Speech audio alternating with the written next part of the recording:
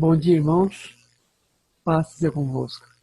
Vamos continuar nossos estudos aqui em Coríntios, agora na segunda carta, capítulo 1, começando no capítulo 1. E Paulo aqui vai estabelecer algumas coisas, vai falar algumas coisas que já tinham sido apontadas na primeira carta. Então ele vai dizer, por exemplo, mais detalhes sobre a questão da não ida dele até com os coríntios e a obra, a porta que se abriu em Éfeso, aquele tumulto, os adoradores de Ana, aquela coisa toda que nós vemos lá no livro de Atos. Depois, a questão do pecador arrependido, aquele que dormia com a madrasta, que Paulo escreveu na primeira carta, ele vai tocar nesse assunto. Aparentemente, a pessoa se retratou, houve arrependimento, e Paulo dá instruções sobre isso. E também a questão dos falsos apóstolos, as pessoas assim, os falsos mestres e falsos apóstolos, que já naquele tempo começavam a ensinar heresias, começavam a desviar as pessoas da pureza da fé por meio de heresias. Tudo isso vai aparecer nas primeiras cartas de uma maneira geral, como instrução aos coríntios e tudo aquilo que são questões relacionadas a uma igreja problemática, mas que acaba sendo uma bênção para nós por causa das coisas que falam a nós também. Porque por causa desses problemas temos instruções segundo aquela sabedoria que Paulo recebeu de Deus para escrever às igrejas e, por conseguinte, a nós também. Então, aqui no versículo 3 a 7 desse capítulo 1, resumidamente, diz assim: Bendito seja o Deus e Pai de nosso Senhor Jesus Cristo. É Ele quem nos conforta em toda a nossa tribulação, para podermos consolar os que estiverem em qualquer angústia. Assim como o sofrimento de Cristo se manifesta, assim também a nossa consolação transborda por meio de Cristo. Sabendo que, como sois participantes dos sofrimentos, assim também o sereis da consolação. Participando dos sofrimentos e participando da consolação. É Ele que nos conforta. Existe uma promessa que Jesus não fez, é que seria tudo fácil, que ia ser tudo azeitado. No mundo tereis muitas alegrias. Não, ele falou o contrário. No mundo tereis muitas aflições. Então, os sofrimentos, as angústias, as coisas que muitas vezes nos aborrecem, são parte integrante do nosso existir no mundo. Primeiro, é parte integrante do mero existir humano, porque somos pecadores em um mundo decaído. Então, isso por si só já traz o sofrimento alçado, né, a condição natural do existir humano. O sofrimento já está ali. Por outro lado, também tem as demandas do evangelho que acrescentam a isso, pelas oposições do mundo e pelos nossos inimigos espirituais, que certamente vão usar os poderes do mundo circunstanciais para os afligir de alguma maneira, vão estar sempre fazendo isso. Nós lemos lá, por exemplo, no livro de Jó, que o assunto maior e mais definitivo envolto no sofrimento de Jó era um assunto espiritual. Era um assunto entre Deus e Satanás. E Jó estava ali, de certa forma, sendo afligido por uma permissão de Deus e por uma astúcia do diabo, na verdade. Mas a questão principal envolvida naquele sofrimento eram questões espirituais, não era o pecado de Jó, como os amigos dele achavam. Então, para além do sofrimento de Jó, havia um sentido. Jó chegou a compreender esse sentido? Não. Quando Deus fala finalmente com Jó, ele não desvenda a Jó o mistério do sofrimento humano, não existe revelação. Se existisse alguma coisa que nos desse a entender completamente, de uma maneira plena, o sentido do sofrimento humano no mundo, o sentido do sofrimento do servo de Deus no mundo, esse livro seria o livro de Jó. Mas ele não faz. A síntese de tudo aquilo que Deus revelou para Jó é essa. Confia em mim, confia na minha sabedoria. Só. Eu entendo tudo. Eu estou vendo tudo, você não está vendo tudo. Simplesmente isso. A visão maior e mais profunda de Deus. E a nossa necessidade de nos descansarmos dele e esperarmos dele sobre isso. Contando com isso, com as consolações do Espírito Santo. Jesus falou, olha, vos enviarei o Consolador, ele estará sempre com vocês, o Espírito Santo. Ele é o nosso Consolador. Enquanto sofremos, sob as permissões de Deus, obviamente, Deus não permite que sejamos assim, tentados, assim, nossas forças, não é isso? Então, toda a tentação que traga algum tipo de angústia, ele tem uma medida determinada por Deus e tem uma permissão deliberadamente segura de acordo com os recursos que o Senhor já nos deu. Isso está também implícito no livro de Jó e também no diálogo de Jesus com Pedro, lá no Evangelho de Lucas, quando Jesus diz a Pedro que Satanás requereu numa provação, eles iam ser peneirados, mas que o Senhor, o próprio Jesus disse, eu orei por ti, para que tua fé não desfaleça em você, uma vez firmado, confirma teus irmãos. Isso Jesus falou lá no Evangelho de Lucas para Pedro, em relação a esse âmbito maior de tentações e muitas vezes sofrimento que vem ao Filho de Deus como parte de uma realidade maior. Mas em tudo isso podemos contar com as consolações do Espírito Santo. Jesus também prometeu que o Espírito estaria conosco, ele seria enviado e estaria sempre conosco. O Paráclito, aquele que está lado a lado, o Paráclito é esse, a pessoa que está do nosso lado, que permanece conosco. Porque se temos que suportar a cruz, temos que suportar. Se temos que suportar a cruz, temos também o padrão de crescimento entremeado a isso. E as coisas maiores e mais definitivas que Deus quer fazer em nós, passa inevitavelmente por alguma cota de angústia e de sofrimento. Porque a própria natureza humana ela é oposta às normas do Espírito. E é nessa arena de muitas vezes tristeza e decepção que nós crescemos, visando sempre um propósito maior.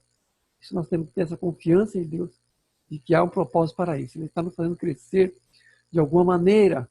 E nessa trajetória de sofrimento, nós participamos do sofrimento de Cristo de alguma maneira. Nós encarnamos a trajetória de Cristo de alguma maneira. Isso é uma coisa que nós temos que entender. Eu sempre digo assim que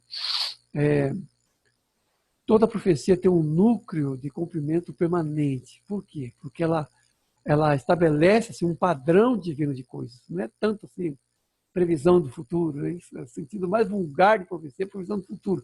Mas a palavra profética, a palavra de Deus, ela tem um núcleo interno de cumprimento permanente. Se nós percebemos assim a trajetória de Cristo nesse mundo, o período de humilhação, de sofrimento, depois de ressurreição, nós vamos ver de alguma maneira que todo filho de Deus tem essa mesma trajetória. Alguns até muito parecidos, até no Antigo Testamento, lembra, por exemplo, de José, curiosamente foi traído pelos irmãos também, foi vendido pelos irmãos, depois foi preso injustamente, mas depois ele se tornou o segundo lá no Egito, não é isso? Então, uma alegoria. Né? Então, a trajetória de Cristo se cumpre no seu corpo, que é a igreja. E nós temos essa necessidade de identificação. O que Paulo nos exorta é que devemos carregar a nossa cruz, assumir isso. Paulo diz a Timóteo, sofre as dores do evangelho, carrega a tua cruz. Porque se somos semelhantes a ele na morte, também o seremos na ressurreição. Esse é o sentido, inclusive, do nosso batismo. Trazer nosso corpo, morrer de Cristo, para que também a sua vida se manifeste em nossa carne mortal. E essa trajetória nós temos que cumpri-la em nosso corpo. Paulo, muitas vezes, ele se identifica de tal maneira com o sofrimento de Cristo, que ele diz até que ele está cumprindo em seu corpo o que resta as aflições de Cristo. Como se a igreja fosse assim um estendido da trajetória de Jesus no mundo, no qual ele, Paulo, também sofre no seu corpo aquilo que é devido ao corpo de Cristo, do Senhor. Esse é o nível de identificação de Paulo com o sofrimento de Jesus, trazendo em si as marcas da cruz, como ele mesmo fala no outro passagem. Isso é uma coisa assim inerente à trajetória. Aquele que quiser viver piedosamente em Cristo Jesus serão perseguidos, terão aflições, terão angústias. Tem uma passagem lá em Apocalipse, capítulo 11, por exemplo, que dá-se um overview, né, uma visão geral da trajetória da igreja e do que acontece com ela no mundo, em um mundo oposto como é esse nosso. A passagem que fala das duas testemunhas, né, aqui eu vou ter que necessariamente abrir um pequeno parênteses. É claro que existe aquela opinião de que as duas testemunhas de Apocalipse são Moisés e Elias. A opinião mais comum é essa. Pessoalmente, eu discordo dessa opinião. Acredito que as duas testemunhas são uma imagem da igreja. As duas testemunhas, no meu entender, são uma imagem da igreja. Por quê? Porque ela traz em si as sínteses da lei dos profetas. A igreja é o cumprimento da lei dos profetas. Traz em si a identidade de Cristo, que é o cumprimento da lei dos profetas. Por isso que as duas testemunhas aparecem na figura da lei dos profetas. Quando Jesus estava indo para Jerusalém, cumprindo já o seu ministério, cumprindo já o fim da sua carreira, ele teve uma visão, uma transfiguração, e apareceram ali Moisés e Elias conversando com Jesus naquela visão. Por que Moisés e Elias? Porque eles simbolizavam a lei e os profetas. E, no final de tudo, Jesus ia cumprir a lei e os profetas em plenitude através da cruz. Então a igreja traz essa marca de ter em si os conteúdos da lei e dos profetas, por aquilo que ela traz do evangelho pleno de Jesus dentro de si. Eu acredito mais que uma identificação assim, simbólica da igreja ali, e não uma reencarnação de Moisés e Elias, porque no fim das contas seria isso. Moisés e Elias vão voltar de novo a existir, não, então vão reencarnar, seria o único. O crente, de maneira geral, não acredita na reencarnação, mas as pessoas acreditam que Moisés e Elias vão reencarnar. Eu, pessoalmente, não vejo assim, acredito mais no aspecto simbólico mesmo dessa passagem, onde as duas testemunhas pregam durante um tempo designado, 1260 dias, é um tempo designado por Deus, não é rigorosamente assim o tempo cronológico, mas é um tempo profético designado, indefinido para nós, definido para Deus, mas indefinido para nós. E ali eles pregam na cidade que espiritualmente se chama Sodoma e Egito, que é um símbolo do mundo, não é uma cidade física. Jerusalém, Roma, não. É o mundo. E Jesus, os dois profetas estão no mundo, e a besta persegue os outros profetas. E eles são mortos, e as pessoas trocam presentes. Esses profetas estão incomodando a gente. Estavam todo o tempo pregando e incomodando. E as pessoas se regozijam, as pessoas do mundo. O mundo se alegra com a morte dos dois profetas. E depois de 3 dias, vem um fôlego de vida e vem a voz do céu dizendo, sobe para cá. E eles sobem, o mundo inteiro vê eles subindo no 3º dia. Aí há um terremoto, há trovões.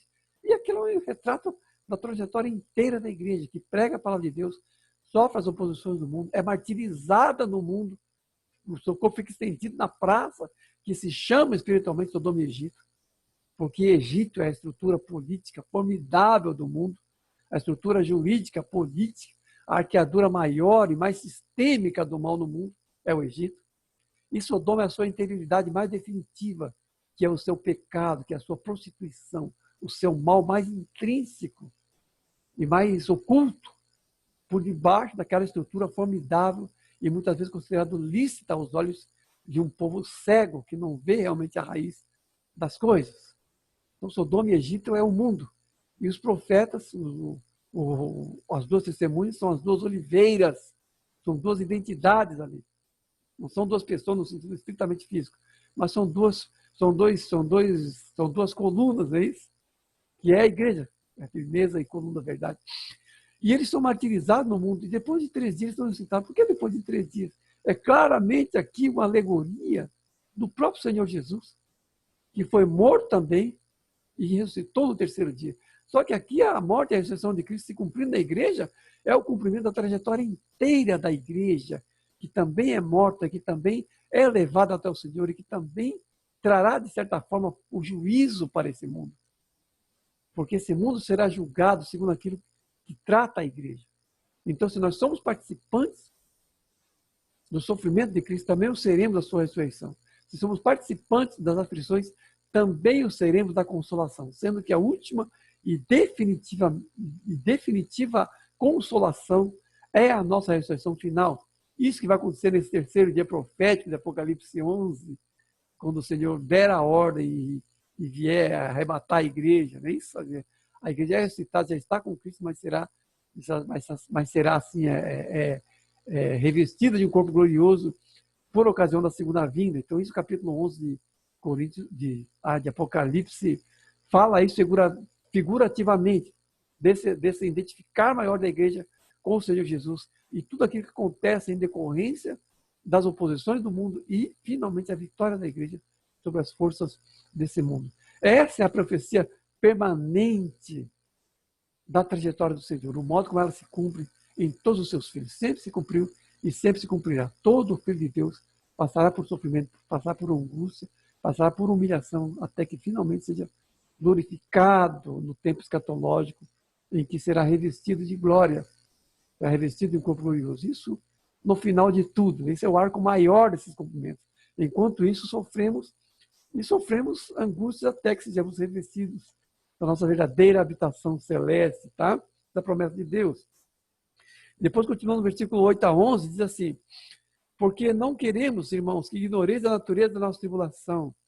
Contudo, não confiemos em nós, e sim em Deus que ressuscita os mortos, ajudando também vós com vossas orações a nosso favor. A natureza da tribulação. Qual era a natureza da tribulação de Paulo? O risco de morte. O risco de morte. Desesperamos da própria vida, meu, vamos morrer. Isso, onde estava acontecendo isso? Estava acontecendo lá em Éfeso, naquela bagunça toda lá, quando os que faziam o templozinho de Diana, ficaram gritando por 2 horas, grande é Diana dos Efésios. E houve aquele tumulto tremendo, né? A guarda romana teve que intervir, né? Teve aquela confusão toda. Então Paulo falou, nós vamos morrer, desesperar até da própria morte. Mas o que ele diz aqui? Que a confiança dele não estava em si mesmo, e sim no Deus que ressuscita os mortos. Porque essa é a única esperança verdadeira para o ser humano. A ressurreição dos mortos é a única esperança verdadeira. Porque essa vida se acaba. Essa vida tem um fim, ela é curta e tem um fim. E ela só tem sentido real e completo na perspectiva da eternidade. A vida que nós temos nesse tempo, ela só tem o seu sentido completo na perspectiva da eternidade. Por isso que Paulo fala, se Jesus nos ressuscitou, comamos e bebamos que amanhã morremos, porque todo o sentido é o sentido de toda a gente, de só comer, beber e morrer.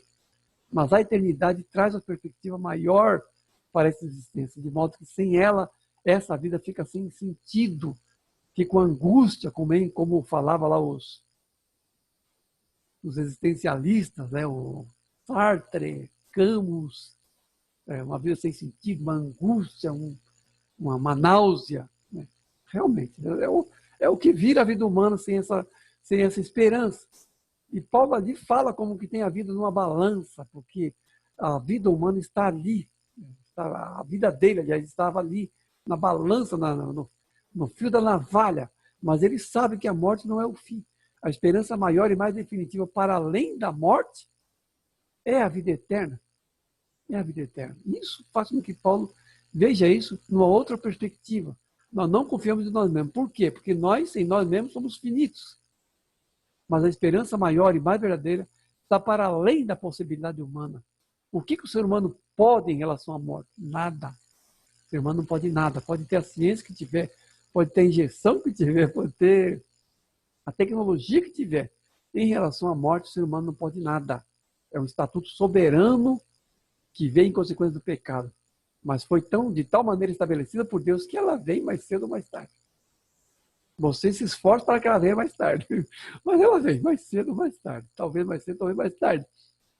E a única esperança realmente é a ressurreição em Deus, né? Que dá sentido a isso. Mas essa esperança está para além da possibilidade humana. Quando Jesus fala nos evangelhos sobre o sentido da existência humana, ele chama de tolos as pessoas que só esperam nessa vida. Geralmente, nas parábolas de Jesus, as pessoas que só esperam nessa vida são tolos. Quem ouve essas minhas palavras e não as cumpre é que nem aquela pessoa que edificou a sua casa sobre a areia. Veio o vento tal, e destruiu, foi grande a sua perda. São os tolos desse mundo, que constroem a sua vida sobre a areia da perspectiva meramente secular e humana da existência. Isso aparece em várias parábolas. A pessoa que ajuda tesouros para si, mas é pobre diante de Deus. Pessoas que constroem sua existência, constroem tudo apenas nesse mundo, apostando todas as suas fichas em um sentido efêmero e transitório, que é esse mundo aqui. O temporal trocado pelo eterno. O efêmero trocado pelo permanente. É esse o negócio que as pessoas fazem. Trocam realmente a eternidade pela temporalidade. E fazem realmente um péssimo negócio. Mas Paulo, assim, em meio a toda essa aflição, que ele está ali, desesperado da própria vida, ele pode contar com a oração dos irmãos. Isso é uma nota de esperança. Ele fala assim, ajudando-nos também vós, com as vossas orações a nosso favor.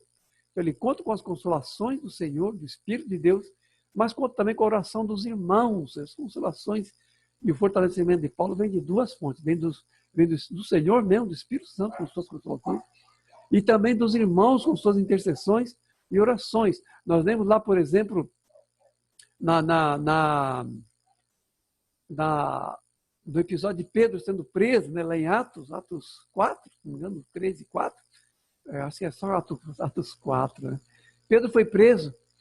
E a palavra de Deus diz ali que a igreja estava orando intensamente por ele. Fazia oração intensa por ele.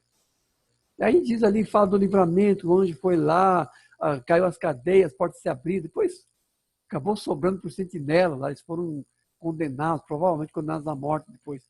Sobrou para o sentinela, mas assim, Pedro foi livre ali. E depois apareceu e teve com os irmãos, eles oraram, e houve aquele derramar tremendo, praticamente assim, um outro Pentecostes ali, né? Com um vento impetuoso, com um chão tremendo. Essa foi a conclusão daquela aventura de Pedro. Mas a igreja estava orando intensamente por ele, esse é o ponto. A participação dos irmãos na obra de Deus, que não é necessariamente aquela participação frontal, sendo você mesmo obreiro, indo você mesmo lá na frente, mas a intercessões, a retaguarda. A igreja participa da obra do evangelho também por suas intercessões. Então, isso é uma coisa que nós temos que entender. Tá? Os fatores que nos unem e nos constituem, eles têm na oração um tipo de fímbria, um tipo de liga na oração. Essa intercessão, essa comunhão tem na oração um elo muito importante, que nos une, que nos torna realmente um corpo compacto do Espírito. De modo que as trevas não podem prevalecer contra a igreja. Por essa unidade, por essa consistência espiritual que é trazida também por meio da oração do povo de Deus, da intercessão, de pessoas que oram. Por isso é necessário nós orarmos.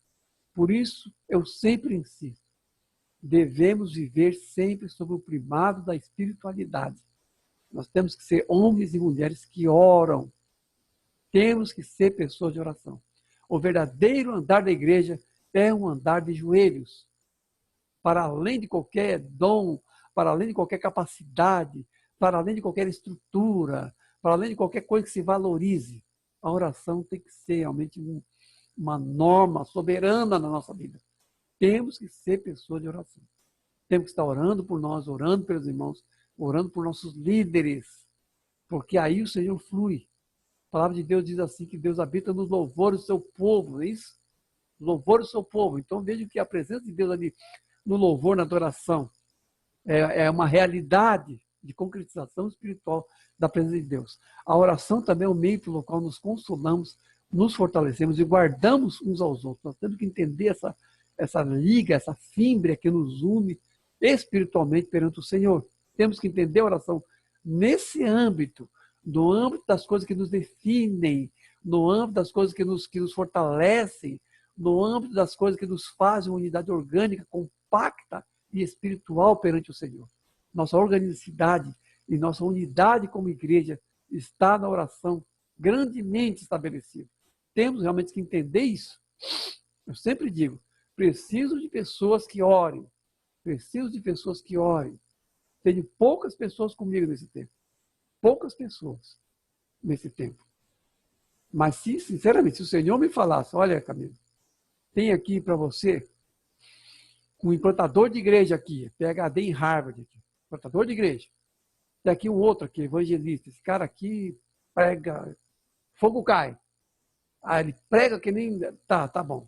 Traz aí um especialista, traz especialista em tudo quanto é área da igreja, de administração, nossa, vou ter uma big da igreja com esses caras. Traz tecnocratas, 10 tecnocratas.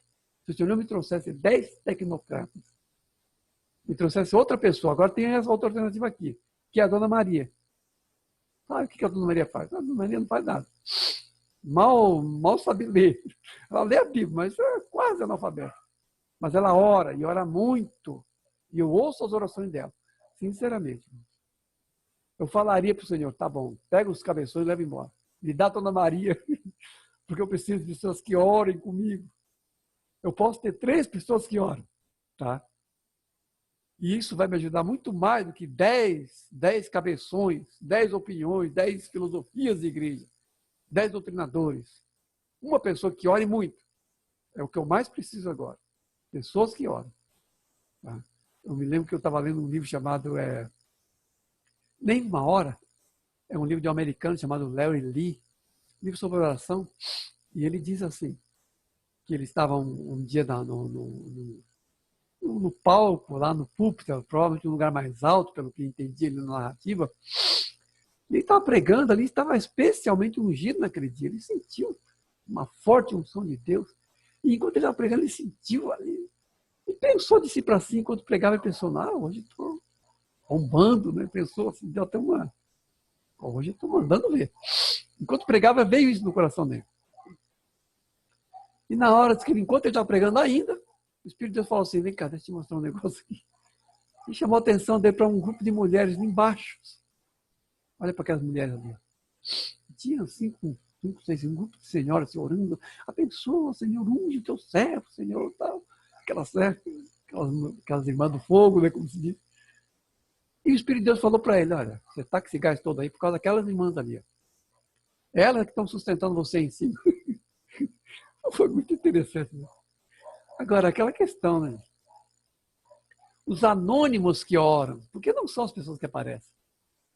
Não são as pessoas que aparecem. Pessoas que oram não aparecem. Tá? As pessoas famosas vêm aí, todo mundo conhece, várias pessoas, e as pessoas que oram? Não aparecem. Agora, deixa eu fazer uma pergunta aqui. Será que nós entendemos o quanto devemos a essas pessoas? Será que nós entendemos realmente o quanto devemos às pessoas anônimas que não mostram a cara? Entendemos realmente a nossa dívida a eles? Tá? Só uma pergunta retórica, tá? Então aqui, no versículo 12 a 24, diz assim, continuando. Porque a nossa glória é esta, o testemunho de nossa consciência. Ao liberar, acaso libero segundo a carne? Mas aquele que nos confirma convosco e nos ungiu é Deus. Não que tenhamos domínio sobre a vossa fé, mas porque somos cooperadores de vossa alegria. Porquanto, pela fé já estáis firmados. Pela fé já estáis firmados. Coisa boa. Ao liberar isso, será que eu estou fazendo por mim mesmo? O problema é que Paulo tinha prometido para os corintianos, vou aí falar com vocês. E não foi. Não foi por quê? Porque uma grande porta se me abriu e há muitos adversários. Então, assim, eu tinha esse plano de ir aí, mas não deu. Uma porta se me abriu. Então, Paulo mudou de planos. E os corintianos, né, uma benção, como são, já.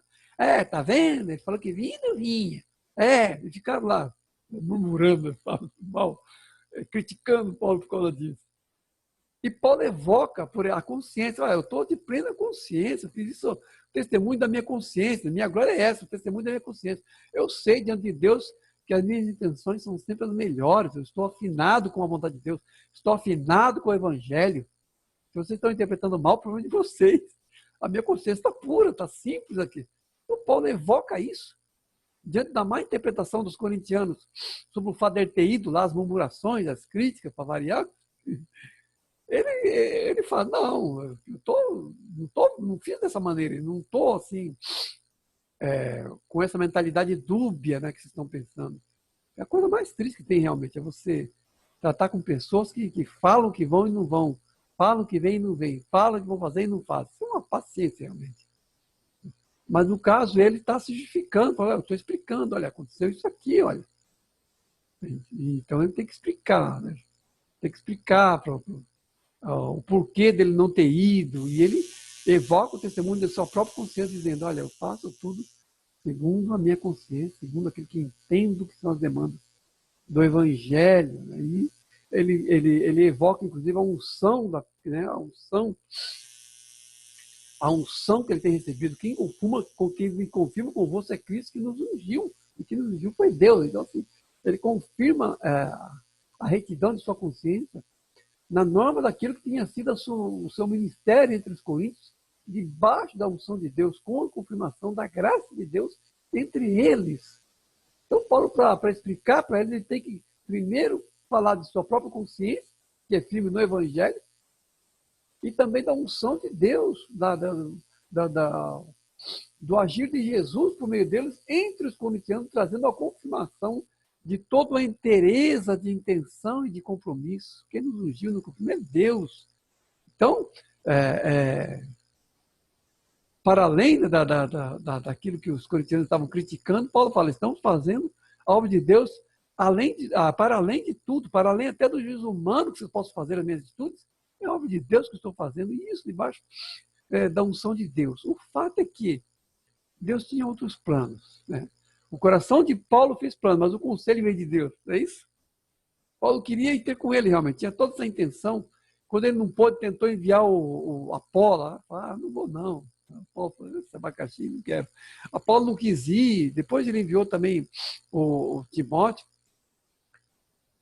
Mas assim, o fato é que no meio do caminho, quando ele tentava, aí aconteceu aquilo. Aconteceu aquele episódio em Éfeso. E aquilo foi uma grande porta, apesar de ser no meio de uma grande tribulação, de um grande risco até. Né? Mas Paulo viu ali que havia uma direção de Deus diferente. Que não era para ele ir ter com os coríntios, mas era para ele ficar ali e continuar aquela obra que estava aparecendo em Éfeso. Então, o que impediu Paulo de ter com ele foi esse tempo em Éfeso. Ele está apenas assim, justificando. O fato é que assim, nós podemos ter muitas expectativas, nós podemos querer muitas coisas, né? Mas o plano maior de Deus, muitas vezes, não está enquadrado naquilo que nós esperamos, não está enquadrado naquilo que nós queremos. Deus tem outros planos, e às vezes nós não entendemos esses planos. Podemos até nos frustrar, nos aborrecer, mas os planos de Deus são outros. Nós temos que, de alguma maneira, ter coração aberto a esses outros planos. Então, quando Paulo fala aqui, ele está dizendo isso. Nós temos que nos sujeitar primeiramente aos planos de Deus. Em segundo lugar, a nossa agenda, né? Se temos alguma. Eu nem acho que deveríamos ter alguma em relação à obra de Deus, mas se teríamos alguma agenda, essa teria que estar assim, sujeita à obra de Deus, porque foi assim que aconteceu com Paulo, e é assim que acontece muitas vezes, aquelas coisas assim que muitas vezes nos entristecem, nos aborrecem, mas que no fim das contas nós entendemos que é a maior e mais perfeita vontade de Deus. Depois que passa assim, a tristeza, a gente percebe, não, Deus queria outra coisa, eu é que não estava entendendo. Nós temos que ter essa sujeição, assim, porque o soberano sobre todas as coisas é Deus. É a soberania de Deus sobre a vida e sobre a morte que temos que nos sujeitar. Ele é o Deus que ressuscita os mortos. E só nele está o sentido maior de todas as coisas, do que nós devemos fazer da nossa vida e da nossa morte. A ele devemos, então, toda a sujeição. Amém? Deus abençoe, irmão.